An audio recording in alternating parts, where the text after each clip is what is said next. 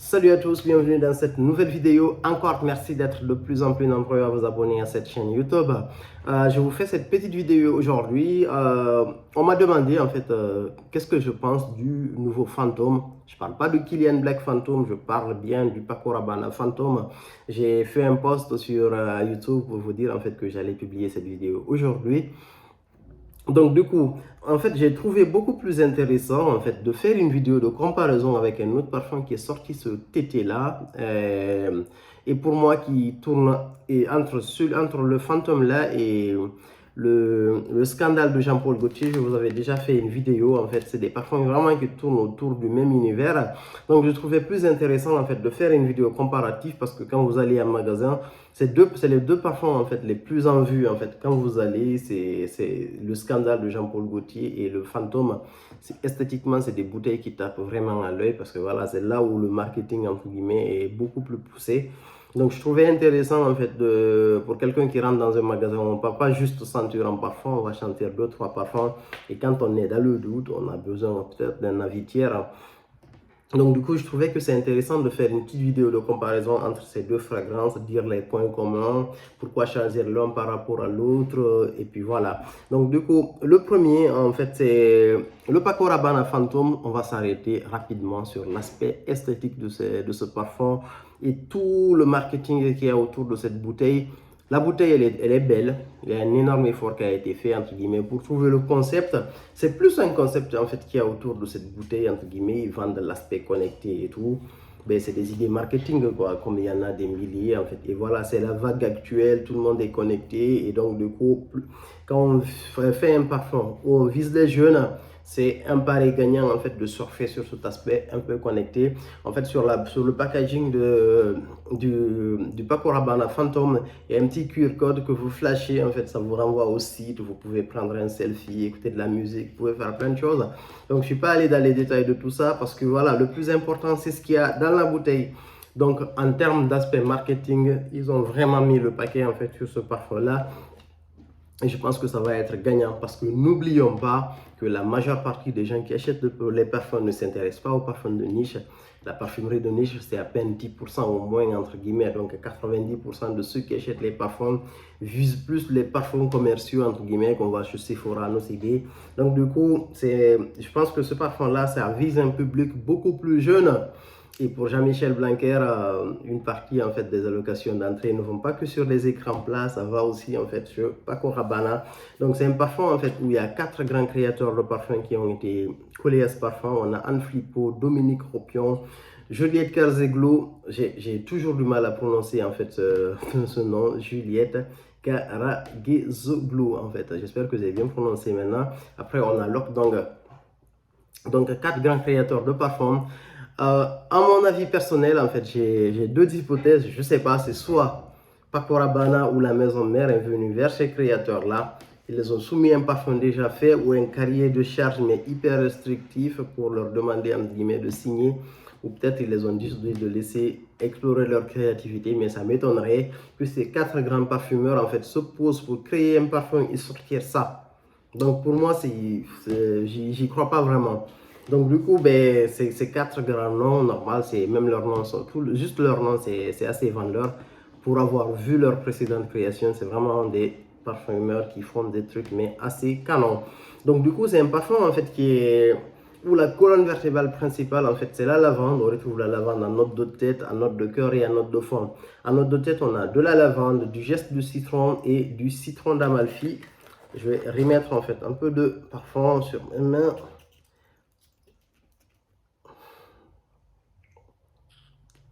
J'ai le parfum là. On a vraiment le côté agressif du citron qui est là en fait, qui vraiment vous prend. En fait, j'ai l'impression que c'est plus la. Comment on appelle ça? Je perds tout le temps ce mot. C'est la peau du citron en fait que je sens en fait. On a vraiment cet aspect-là à mélanger avec de la lavande. On a de cœur, on retrouve de la lavande, de la pomme, du patchouli, des notes fumées et des notes heureuses. Je ne sens aucune note fumée en fait sur ce parfum-là. Je l'ai essayé. En fait, je me suis parfumé en magasin.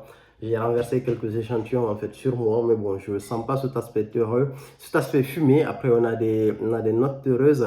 Et ces notes terreuses-là, je pensais que c'était plus le vétiver en fait qui est cité dans ce parfum-là qui ramène à ces notes terreuses. Mais bon, je ne sais pas en fait ce qu'ils entendent par notes terreuses. Pour quelqu'un qui a senti en fait des notes terreuses, quand je prends un exemple, un parfum tel que l'incident diplomatique de la maison Jovoy, c'est vraiment, ça n'a rien à voir quoi, quand on parle de parfum terreux. Il y a plein de parfums terreux et c'est pas du tout ça. En note de fond, on retrouve de la vanille, de la lavande et du vétiver. Donc c'est un parfum basique, un parfum qui sent bon, un parfum en fait qui va vous donner des compliments certainement. Je pense que voilà, c'est un petit parfum de jeune en fait, c'est destiné aux adolescents ou un peu aux jeunes de plus de jusqu'à 25 ans quoi, mais pas plus. Rien de particulier dans ce parfum, honnêtement. Si vous voulez l'offrir à vos petits frères, en fait, c'est vraiment quelque chose, c'est un cadeau facile, en fait, quand vous l'offrez, voilà. Pour les gens qui ne s'intéressent pas du tout à la parfumerie de niche, pour les jeunes, c'est quelque chose qui va leur plaire, parce qu'il y a un aspect un peu entraînant. En fait, s'il y a un pote qui porte ce parfum, qui dit qu'il sent bon, si les jeunes filles trouvent que ce parfum sent super bon, ben, tout le monde va le porter, quoi, en fait, juste pour qu'on dise, voilà, je porte le Paco Rabanne Fantôme, on sait comment ça se passe. Après, voilà, c'est tout ce que, voilà, rien de révolutionnaire. Franchement, moi, personnellement, c'est pas un parfum pour moi.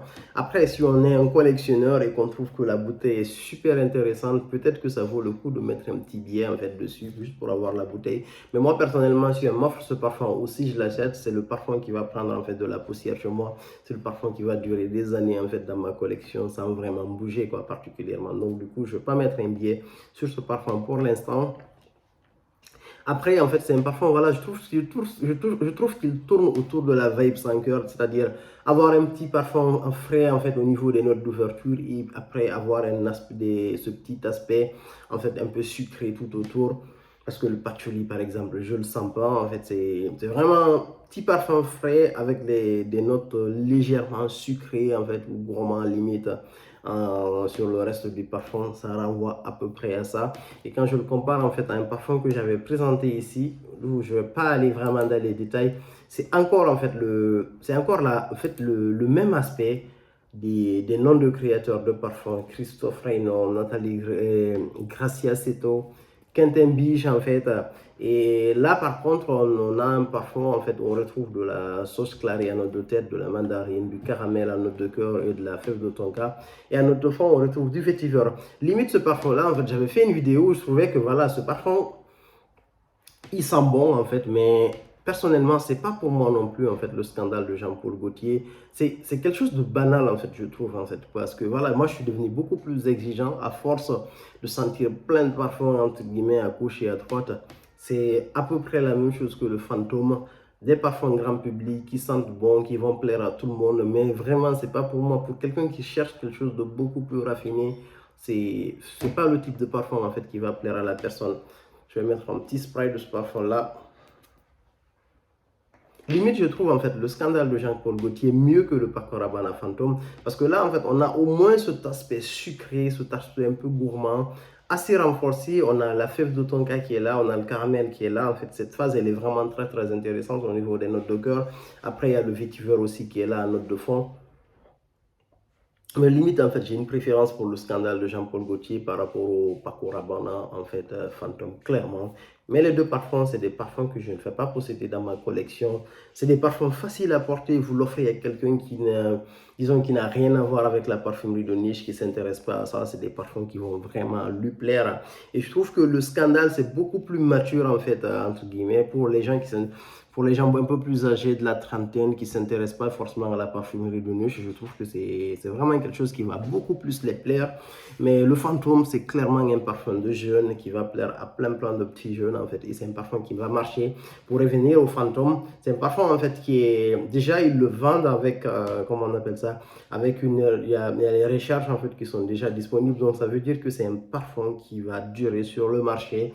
Et les deux parfums, vous auriez les versions haute toilette, soyons sûrs, version haute parfum, ils vont sortir des éditions spéciales, ils vont sortir des éditions privées. Ça va être comme le 1 Million ou comme le Invictus.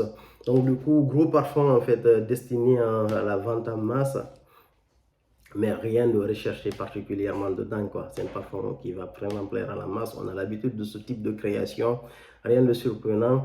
Donc c'est mon avis en fait sur ces deux parfums là, surtout sur le premier. parfum parce que j'avais prévu de faire cette vidéo sur ce parfum en particulier, mais je trouvais intéressant en fait de faire cette petite comparaison avec le scandale de Jean-Paul Gaultier. Donc du coup, dans la globalité, belle création parce que voilà, si vous l'offrez à quelqu'un, ça va plaire. Mais voilà, si vous cherchez quelque chose de beaucoup plus recherché pour le même prix, vous pouvez avoir un bête de parfum dans la parfumerie de niche. Merci beaucoup, à plus pour de nouvelles vidéos.